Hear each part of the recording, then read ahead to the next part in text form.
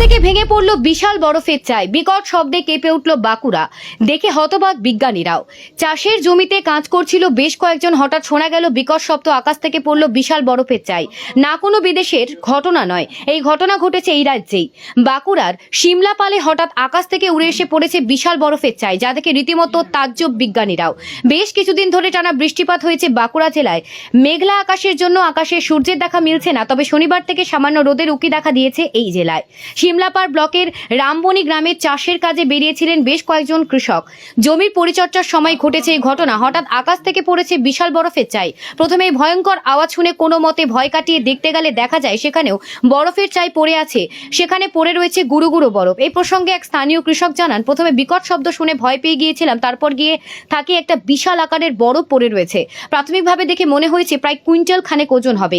এই ঘটনায় বিজ্ঞানীরাও হতবাক হয়েছেন। তাদের মতে প্রাকৃতিকভাবে এত বড় আকারের বরফ বায়ুমণ্ডলে তৈরি হওয়া কার্যত অসম্ভব, তাই কোনো প্লেনের থেকেই বরফের চাই পড়তে পারে বলে প্রাথমিকভাবে অনুমান করা হচ্ছে।